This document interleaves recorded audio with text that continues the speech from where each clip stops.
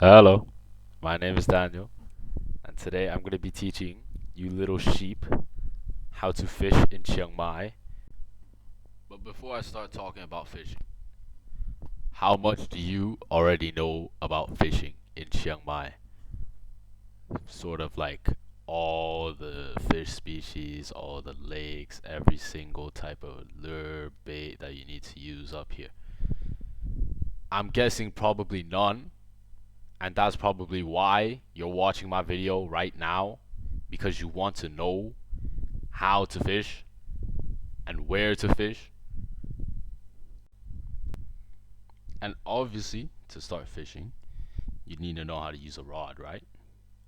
Yeah. This picture right here is a perfect example of how to use a spinning reel, which is probably, and you, I know you've probably seen this before. It's probably like the most common type of thing you'd see in a fishing rod, a spinning reel, because it's been used for I don't even know how long, how many years. Yeah. First off, you pull the line in with your bite or your lure. So there's about 6 to 10 centimeters off of the tip of the rod.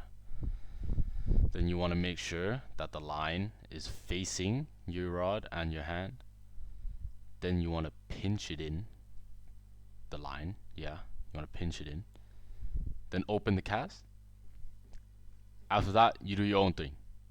You cast the rod, you throw your bait, just send it, you know?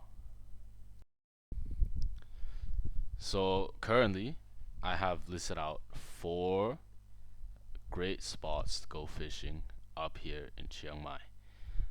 Let me say this in Thai so it doesn't sound bad. First place is Doi Sakit Lake. It is an absolutely phenomenal place for catching catfish and snakeheads. And then there's Mengat Dam, which is good for the more common species such as the carp and tilapia. This is where you do your slow bait fishing, and there are these local fishing spots called Bo Sang and Nong Pung. There's a spot in Nong Pung called just Chiang Mai Fishing Park. You can get the really massive Mekong giant catfish and other sort of fish breeds and species as well. Now, we'll dive into the overview of 5 of the most common fish breeds up here in Chiang Mai. When I say dive into, don't literally dive into the pond, and I'll tell you why. Now, for the first breed that we're gonna get into, it is this absolute monster called the Mekong giant catfish. This thing can live for decades and go up to even 300 and above kilograms. That is huge, yeah. And the Mekong giant catfish, they breed during rainy season or when the water levels rise, and they hatch their eggs in shallow areas. When the eggs hatch, the juveniles, they grow in the more shallow areas before migrating down deep. These Mekong giant catfish, they don't have any teeth, so they only rely on their gills to filter food in. They have large and huge mouth for sucking in plankton and fish, smaller fish. Yeah. And the Mekong giant catfish doesn't have any scales. This means they move faster in the water and much more annoying to get off of the hook. Now, the best baits to use for the Mekong giant catfish are worms, sardines, minnows, or fish food pellets. Any sort of bait that has a strong scent, because catfish, they tend to rely on their smell rather than sight. Now onto the little brother of the Mekong giant catfish is the striped catfish. This striped catfish is very similar to the Mekong giant catfish in a way, but it is just much smaller. They have a similar life cycle. They lay eggs in the rainy season in shallow areas. They go down. But the striped catfish, they grow much faster than the Mekong giant catfish, and they're farmed in local fisheries because they obviously reproduce faster. One extra thing is that the striped catfish have barbels, which is practically the whiskers on its mouth, and this is a sensory organ that helps them detect food in murky waters. And yeah, it's pretty much the same as the Mekong giant catfish. It doesn't have any scales, so it moves through the water pretty fast. And the best baits to use for this striped catfish are shrimp, worms, and fish pellets. Obviously, things that have a strong scent. And now onto the more scary fish, the snakehead fish. This isn't a catfish like the two previous ones. The snakeheads, the life cycle of it can breed multiple times a year, but it only depends if there's a good water temperature and if there's food available for the snakehead. And these snakeheads are very, very protective of their eggs and kids. They tend to protect them and shield them for probably several weeks until the fish itself could grow up and go hunt on its own. They stay in more shallow waters before going deep. And now for the anatomy of the snakehead, they have very sharp teeth. This is designed to grip and basically tear apart any prey that they find. And then it has a large forward facing mouth. This is good for basically going up to a fish and just taking it out. Any fish, frogs, or insects. And the snakehead, its breathing organ isn't the same as other fish because it was basically adapted to survive in lower oxygen environments or waters by gulping air at the surface. So a fun fact with the snakehead fish, it can survive out of water for 4 days straight. 4 days out on land. Yeah. And basically the best baits for this is an artificial frog or a lizard lure. You can there's a picture of that. Or you can do this fancy technique called fly fishing, where you get a rod. A fly fishing rod is very lightweight.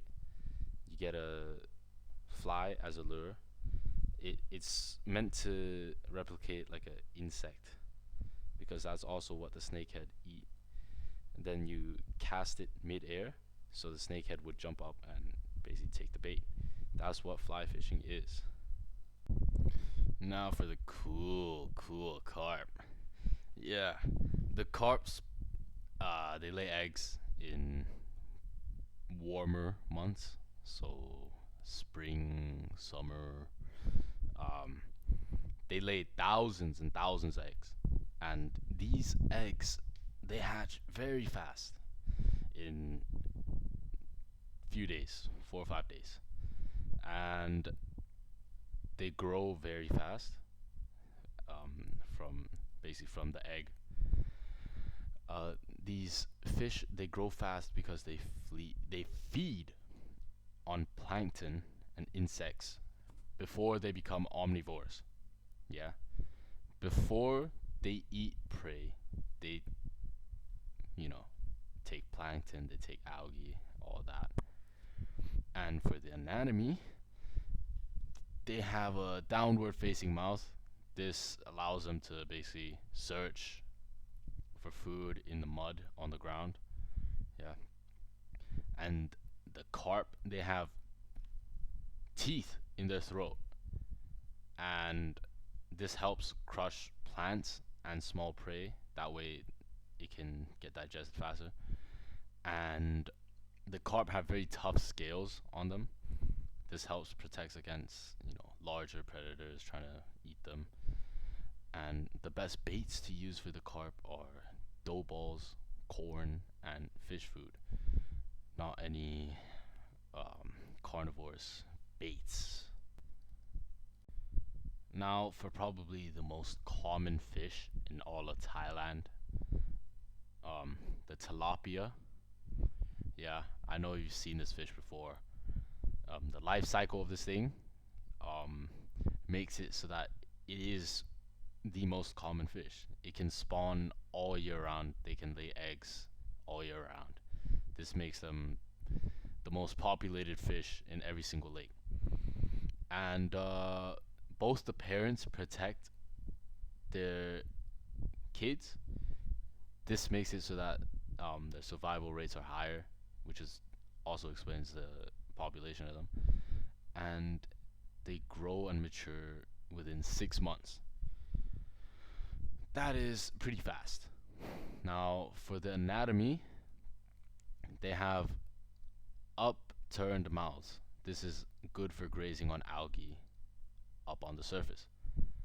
And they have flat teeth for crushing plants, and a compressed body which helps them maneuver in tight spaces near vegetation. This makes them search for food easier and run away easier. The best baits to use for the tilapia are corn and dough balls. Yeah. And to top things off, I'll talk about the best fishing techniques to use on these certain fish. So, for both of the catfish, you'd want to go bottom fishing at night using a strong scented bait. This means casting low with a strong scented bait, which is the live bait I've mentioned, which were worms. Or you can use sardines. The catfish tend to come out at night, but you can fish for them during the day. Then comes the snakehead. You use topwater fishing, which is basically fly fishing, or you can use frog lures, the artificial frog lures. Yeah, at either dawn or dusk.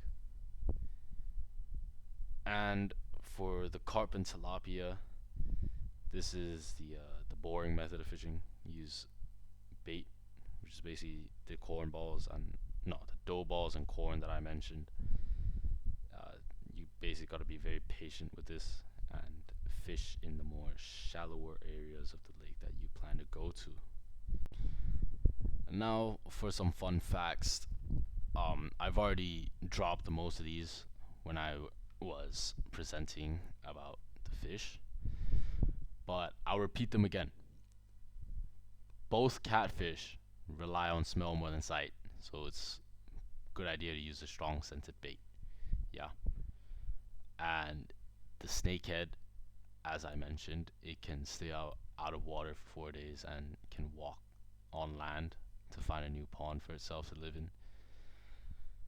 But the carp, they have very good hearing, so they get spooked very easily, which is why you want to be quiet if you want to go fish for them. And this also applies to both the carp and tilapia, but they tend to stay near the edge of the lake. So the carp and tilapia are more beginner friendly fish to catch. And you'd also might not want to forget to check the local regulations before you fish, just to make sure you're not breaking any rules or anything, you know. That's about it. That's the end of my video. Thanks for staying this far. I hope you have a great time fishing wherever you plan to go. See ya.